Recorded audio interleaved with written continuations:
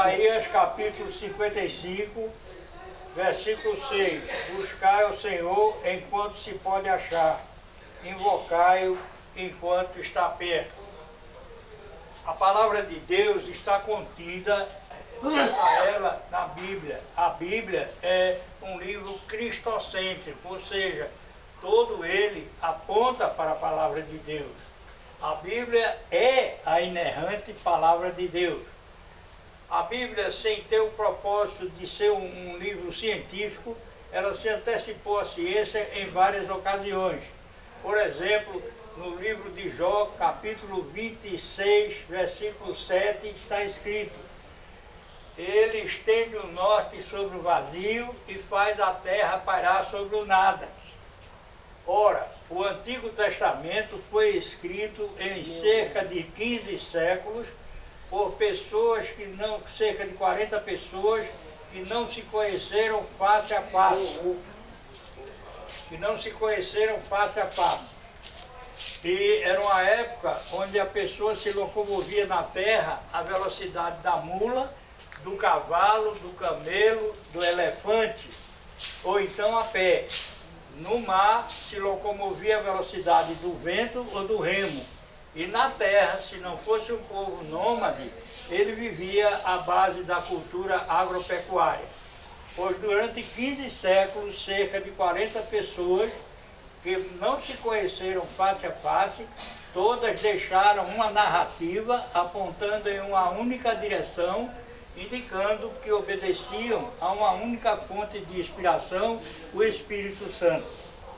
Então, no livro de Jó, capítulo 26, versículo 7, nós lemos que ele estende o norte sobre o vazio e faz pairar a terra sobre o nada. Ora, isso é a lei da gravitação universal de Isaac Newton, somente publicada no século XVII, enquanto a Bíblia foi o primeiro livro publicado quando a imprensa foi inventada no século XV por Gutenberg, e o primeiro livro impresso foi a Bíblia. Como ela poderia conter algo que ainda seria publicado, conhecido 2 séculos após? Já no mesmo livro de Jó, capítulo 28, versículo 25, está: Ele estabeleceu a medida das águas e o peso do vento. Vento é gás e deslocamento na atmosfera. Então, peso dos ventos, que são os gases na atmosfera, é peso dos gases na atmosfera.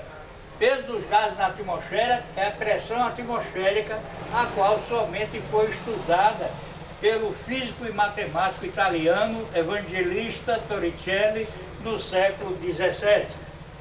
Em Isaías 40, 22 está escrito: Ele habita acima do círculo redondeza da terra, cujos moradores são como gafanhotos, e estende os céus como de cortina e os desenrola como tenda para neles habitar. A única fonte extra-bíblica que tratou e calculou, graça e paz, irmão, pode sentar. Pai, Senhor. Pai, Senhor.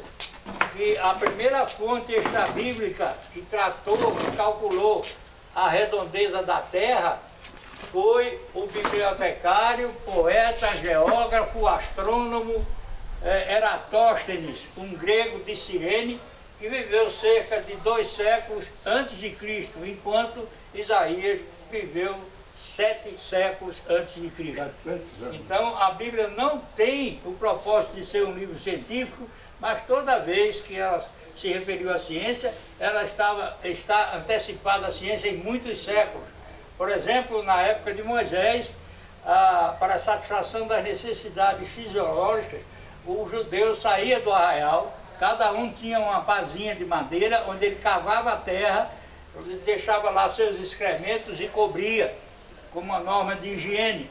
Se tocasse numa tenda onde houvesse morrido alguém, ou se tocasse num cadáver que havia sido abatido em campo de batalha, tinha que guardar uma quarentena, ou seja, uma profilaxia de doenças infecciosas.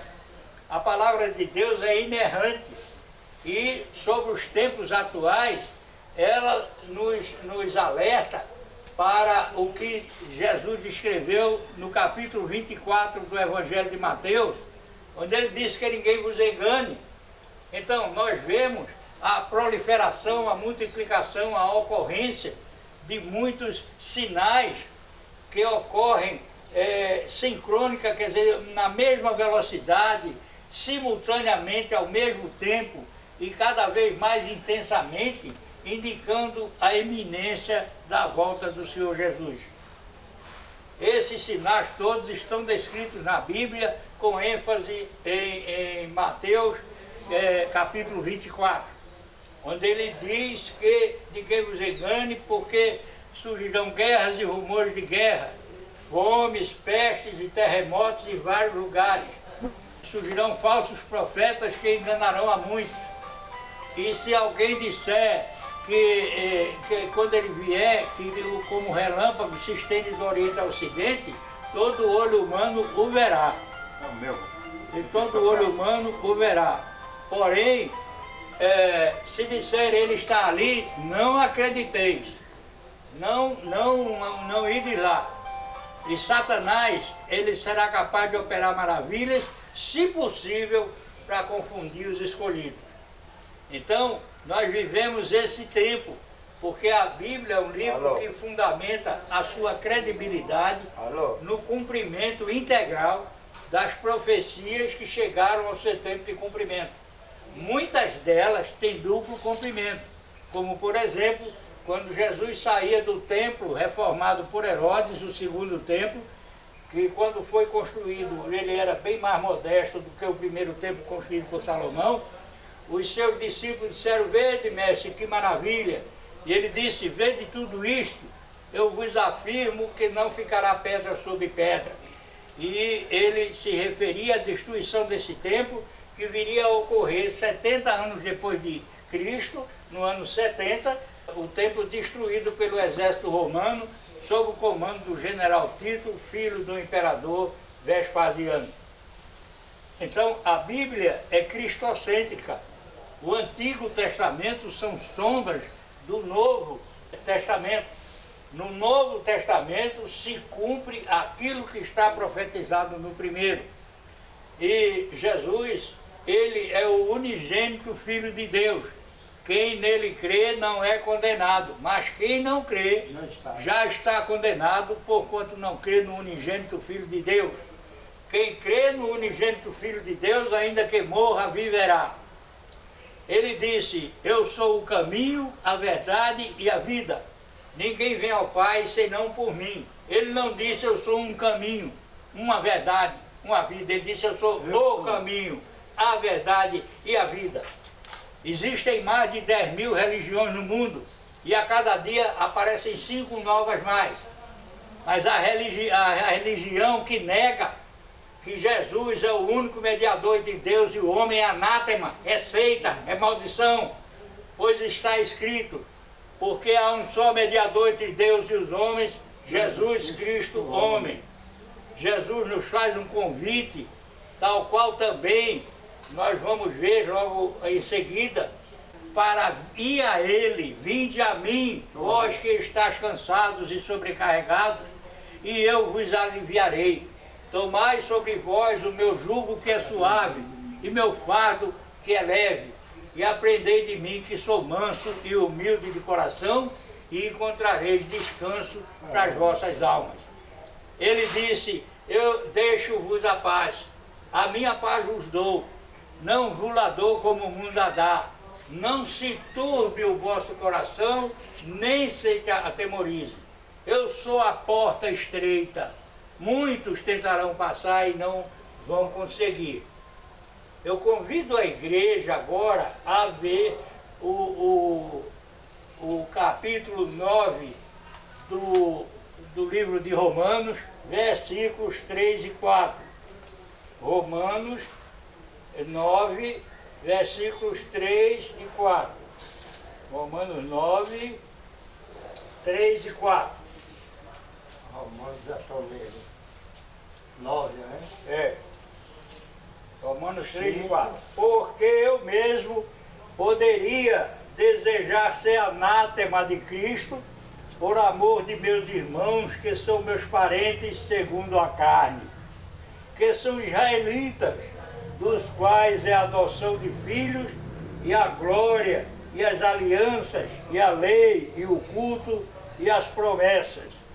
Ora, ali, Paulo, o apóstolo que escreveu a carta aos Romanos, ele sente a dor dos seus parentes na carne, que desconheciam, que não reconheciam Jesus como o único e suficiente Salvador, e portanto estavam fadados à condenação.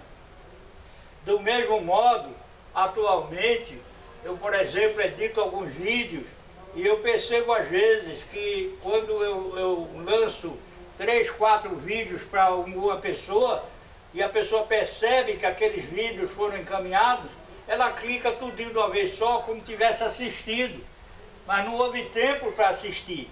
E eu fico muito triste com isso, porque são pessoas que não têm ouvidos para ouvir. Novamente, apontando Deus na pessoa de Jesus para os sinais desse tempo, que não suportarão a sã doutrina, que se sentirão comichão nos ouvidos para ouvir mestres segundo as suas concupiscências.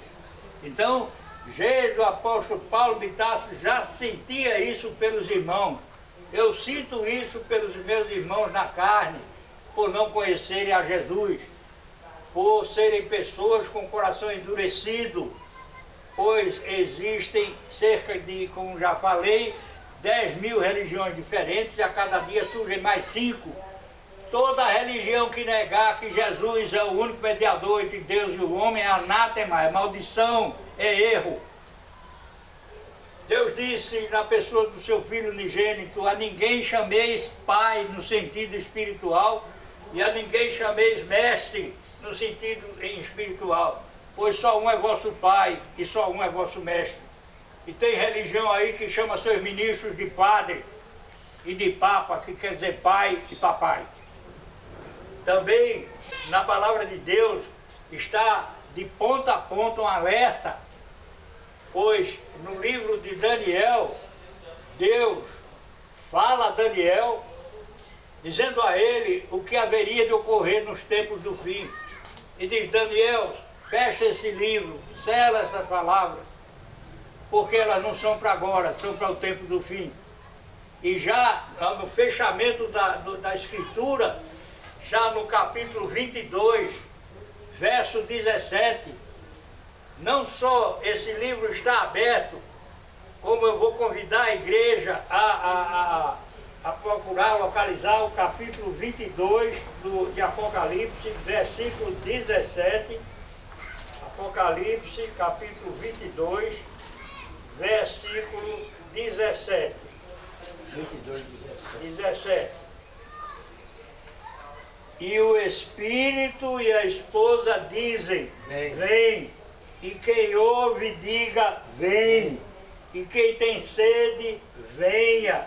E quem quiser, tome de graça da água da vida. Amém. Até o último momento, até o último instante, Deus está de braços abertos a receber o pecador arrependido. Só existem 2 tipos de pecados para os quais não há perdão: o pecado contra o Espírito Santo e o pecado para o qual não houve sincero arrependimento. As pessoas querem cada uma criar um Deus conforme a sua vontade. Eles amam os milagres de Deus, mas não o Deus dos milagres. Criam falsos deuses. O hinduísmo tem mais de 300 milhões de deuses. Então, isso é um politeísmo. Isso são sinais dos tempos. Jesus nos alertou sobre pestes, guerras, rumores de guerra, fome, terremotos que aumentaram mais de 300% nos últimos 30 anos. Então, Jesus, que é o unigênito Filho de Deus, que veio em carne, e pois ele existe desde sempre na segunda pessoa da Santíssima Trindade. Aleluia! Aleluia. Ele se fez carne e foi concebido em Maria milagrosamente. Jesus não tinha uma só célula do organismo de Maria. Maria foi o cálice onde ele se desenvolveu por ação do Espírito Santo. Ela tem o maior mérito que uma mulher já recebeu de ser o cálice onde se desenvolveu o menino Deus. que é citado no início do Evangelho de João, quando diz: no início era o Verbo, e o Verbo estava com Deus, e o Verbo era Deus, e o Verbo se fez carne e habitou entre nós. Vimos a sua glória como glória do unigênito do Pai, cheio de graça e de verdade. Deus ofereceu o seu Filho para que todo aquele que nele crê não pereça, mas tenha vida eterna. Nós não ofereceríamos nosso Filho nem por nossa mãe. E nós amamos a Deus porque Ele ofereceu o seu Filho sem pecado, perfeito, para se fazer maldição em sacrifício vicário ou substitutivo na cruz, pois está escrito: maldito todo aquele que é pendurado no madeiro. E Jesus fez isso por nós, sendo nós pecadores. Por isso nós o amamos. Jesus não veio para condenar o mundo. Jesus veio para chamar o pecador ao arrependimento. Por isso ele faz o convite: vinde a mim. Jesus diz: deixo-vos a paz. A minha paz vos dou, não vos la dou como o mundo a dá. Não se turbe o vosso coração, nem se atemorize. Todo o que o Pai me dá virá a mim, e o que vem a mim, jamais o lançarei fora. Eu não sou um caminho qualquer, eu sou o caminho, a verdade e a vida. Todo aquele que crê em mim, ainda que morra, viverá. O Senhor Jesus, na cruz, esmagou a cabeça da serpente e venceu a morte. E depois de suportar todos aqueles inenarráveis sofrimentos, o maior sofrimento foi o sofrimento espiritual, devido à absoluta incompatibilidade da perfeição de Deus com qualquer vestígio de pecado. E Ele se fez pecado por todos nós. E quando viu que estava cumprido, pois as pessoas que desejaram sua morte foram responsabilizadas por ela, mas ninguém poderia matá-lo, pois Ele é a própria vida. Ele é Deus, na segunda pessoa da Santíssima Trindade, o agente da criação, pois Ele fez tudo e sem Ele nada do que foi feito se fez. Então, ao esmagar a cabeça da serpente na cruz, ao vencer a morte, Ele disse em aramaico para o Pai: Pai, em tuas mãos entrego o meu espírito, tetelestai. Está pago, está consumado. O nosso débito diante da perfeita justiça de Deus era impagável. Era um débito que não havia a menor condição, dada que não havia um justo sequer. Não havia, nem nunca houve um só que buscasse a Deus. Todos pecaram e estão destituídos da glória de Deus. Por isso foi necessário que o Pai enviasse o seu Filho unigênito, o único justo que passou sobre a terra, e com o seu sangue nos comprasse para a vida eterna, nos concedendo vida espiritual. Porque quem nasce uma só vez, morre duas. Quem nasce duas vezes, morre uma vez só. Então Jesus nos comprou com o seu sangue. E dele, Ele só espera de nós obediência e confiança. Por isso Ele diz: quem quiser me seguir, negue-se a si mesmo, tome a sua cruz e siga-me. Jesus é o Senhor da vida. Nós estamos vivendo tempos especiais, tempos nos quais abundam para todos os lados sinais da iminência da volta de Jesus. Nós estamos nos tempos do fim. Mas Ele disse: quando virdes essas coisas, alegrai-vos, erguei vossas cabeças, pois a vossa redenção está próxima. Com essas palavras, eu encerro essa modesta exposição sobre a palavra inerrante de Deus, para a honra e glória dEle, pois Ele diz que onde houver dois ou mais reunidos em seu nome, entre eles Ele estará. Portanto, Ele está aqui, Amém. O Filho unigênito de Deus. Amém. Aleluia. Glória a Deus. E todo aquele que crê nele como Filho unigênito de Deus já está salvo. Glória a Deus. Deus não cria nada sem propósito, e Ele nos criou para adorá-lo, para amá-lo acima de qualquer coisa. Deus nos criou para a sua glória. E por isso é que Ele pagou por nós um preço tão caro. Nós fomos comprados por altíssimo preço. Ele se ofereceu como ovelha muda ante seus tosqueadores. Ele, ao ser levado ao matadouro, não abriu sua boca. Ele se fez maldição, cravando na cruz o nosso impagável débito diante de Deus.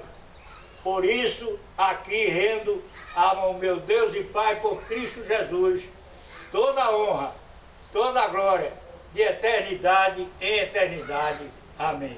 Glória a Deus.